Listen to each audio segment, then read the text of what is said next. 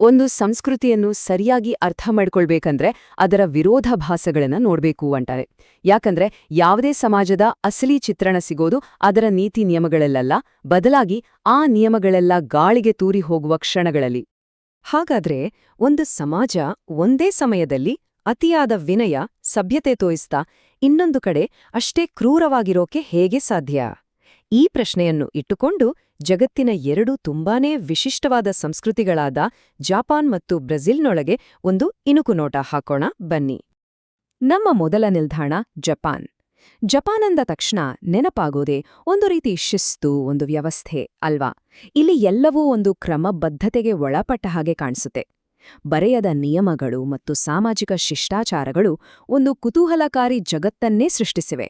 ಆದರೆ ಈ ಅಚ್ಚುಕಟ್ಟಾದ ವ್ಯವಸ್ಥೆಯ ಹಿಂದೆ ಇನ್ನೊಂದು ಮುಖ ಇದೆಯಾ? ಜಪಾನ್ನಂಥ ಜನಜಂಗುಳಿ ಇರೋ ದೇಶದಲ್ಲಿ ಪ್ರೈವಸಿ ಅಥವಾ ಖಾಸಗಿತನ ಅನ್ನೋದು ಸಿಗೋದು ಬಹಳ ಕಷ್ಟ. ಹಾಗಾಗಿ ಅವರು ಪರ್ಯಾಯ ಖಾಸಗಿತನ ಅನ್ನೋ ಒಂದು ಅದ್ಭುತ ಐಡಿಯಾ ಕಂಡುಹಿಡಿದಿದ್ದಾರೆ. ಇದರ ಅರ್ಥ ಏನು ಗೊತ್ತಾ? ಸಾರ್ವಜನಿಕ ಸ್ಥಳದಲ್ಲಿ ಎಲ್ಲರೂ ಒಬ್ರನ್ನೊಬ್ರು ನೋಡಿಯೂ ನೋಡ್ದ ಹಾಗೆ ಇರೋದು. ಉದಾಹರಣೆಗೆ, ಪಬ್ಲಿಕ್ ಟೆಲಿಫೋನ್ನಲ್ಲಿ ಒಬ್ರು ಮಾತಾಡ್ತಿದ್ರೆ ಪಕ್ಕದಲ್ಲೇ ನಿಂತಿರೋರು ಅದನ್ ಕೇಳಿಸ್ದ ಹಾಗೆ ನಟಿಸ್ತಾರೆ. ಆ ಟೆಲಿಫೋನ್ ರಿಸೀವರ್ ಅವರದ್ದೇ ಒಂದು ಕೋಟೆ ಇದ್ಹಾಗೆ. ಜಪಾನ್ನಲ್ಲಿ ತಲೆಬಾಗೋದು ಇದೆಯಲ್ಲ, ಅದು ಬರೀ ಒಂದು ಸಂಪ್ರದಾಯ ಅಲ್ಲ, ಅದೊಂದು ರೀತಿ ಗೀಳು. ಇದು ಹ್ಯಾಂಡ್ಶೇಕಿಗಿಂತ ಹೆಚ್ಚು ಸಾಂಪ್ರದಾಯಿಕ.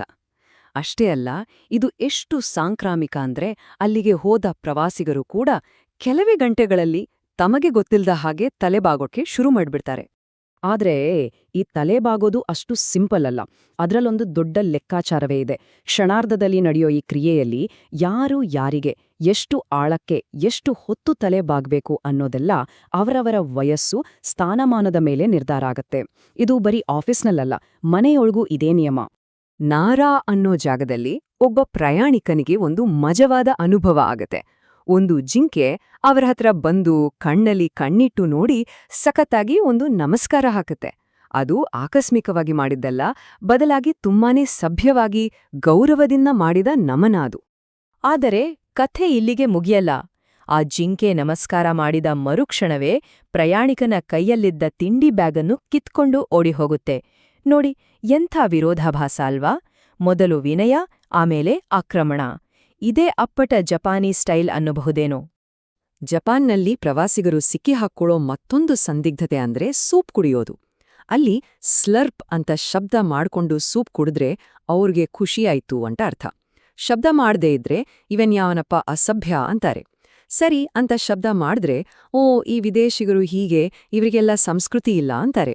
ಅಂದ್ರೆ ಏನ್ ಮಾಡಿದ್ರೂ ತಪ್ಪೆ. ಇಷ್ಟೆಲ್ಲ ಆಯ್ತಲ್ವಾ? ಈಗ ಬರುತ್ತೆ ನೋಡಿ ಜಪಾನಿನ ಅಸಲಿ ವಿರೋಧಾಭಾಸ. ಬಸ್ ನಿಲ್ದಾಣದಲ್ಲಿ ಒಬ್ರಿಗೊಬ್ರು ಗೌರವದಿಂದ ತಲೆಬಾಗುತ್ತಿದ್ದ ಅದೇ ಜನರು ಬಸ್ ಬಂದ ತಕ್ಷಣ ಅಬ್ಬಾ ರಾಕ್ಷಸರಾಗಿ ಬದಲಾಗಿಬಿಡ್ತಾರೆ. ತಳ್ಳೋದು, ನುಗ್ಗೋದು, ಮೊಣಕೈಯಿಂದ ಗುದ್ದೋದು. ಶಾಂತವಾಗಿದ್ದ ಸಮುದ್ರದಲ್ಲಿ ಇದ್ದಕ್ಕಿದ್ದಂತೆ ಸುನಾಮಿ ಎದ್ದ ಹಾಗೆ ಆಗತ್ತೆ ಪರಿಸ್ಥಿತಿ. ಸರಿ, ಜಪಾನ್ ಕಥೆ ಇಷ್ಟು. ಈಗ ಜಗತ್ತಿನ ಇನ್ನೊಂದು ಮೂಲೆಗೆ ಹೋಗೋಣ. ನಮ್ಮ ಮುಂದಿನ ನಿಲ್ದಾಣ ಬ್ರೆಜಿಲ್. ಇದು ಎರಡು ಬೇರೆ ಬೇರೆ ಸ್ಪೀಡ್ನಲ್ಲಿ ಓಡೋ ದೇಶ. ಒಂದೆಡೆ ನಿಧಾನ, ಧ್ಯಾನದಂಥ ಸ್ಥಿತಿ, ಇನ್ನೊಂದೆಡೆ ಭಯಂಕರ ವೇಗ. ಇದು ಹೇಗ್ ಸಾಧ್ಯ? ಬನ್ನಿ ನೋಡೋಣ. ಬ್ರೆಜಿಲ್ನ ಜನ ಕಾಲ್ನಡಿಗೆಲ್ ಹೋಗ್ತಿದ್ರೆ ಎಷ್ಟು ನಿಧಾನ, ಎಷ್ಟು ಆರಾಮವಾಗಿರ್ತಾರೆ ಅಂದ್ರೆ ಪಾದಚಾರಿ ಮಾರ್ಗಗಳ ಮೇಲೆ ತಾಳ್ಮೆಯಿಂದ ಕೂತು ಮೊಸೈಕ್ ಡಿಸೈನ್ ಮಾಡ್ತಾರೆ. ಆದ್ರೆ ಅದೇ ಜನ ಕಾರಿನ ಸ್ಟಿಯರಿಂಗ್ ಹಿಡಿದ ತಕ್ಷಣ ಅವರ ಮೈ ಮೇಲೆ ದೆವ್ವ ಬಂದ ಹಾಗೆ ಆಗುತ್ತೆ. ಆಗ ಒಂದೊಂದು ಸೆಕೆಂಡ್ ಕೂಡ ಅವರಿಗೆ ಯುದ್ಧ ಗೆದ್ದ ಹಾಗೆ. ಬ್ರೆಜಿಲ್ನ ರಸ್ತೆಗಳನ್ನ ಒಂದು ಆಟದ ಮೈದಾನ ಅಂತಾನೆ ಹೇಳಬಹುದು. ಇಲ್ಲಿ ಡ್ರೈವರ್ ಬೇಟೆಗಾರ ಮತ್ತು ಪಾದಚಾರಿ ಬೇಟೆ. ಡ್ರೈವರ್ಗೆ ಪಾದಚಾರಿ ಕಂಡ ತಕ್ಷಣ ಆಕ್ಸಿಲರೇಟರ್ ತುಳಿದು ಅವ್ರ ಮೇಲೆ ನುಗ್ಗುತ್ತಾರೆ. ಪಾದಚಾರಿಗಳು ತಮ್ಮ ಜೀವ ಉಳಿಸ್ಕೊಳ್ಳೋಕೆ ಹಾರಿ ನೆಗೆದು ಓಡ್ಬೇಕು.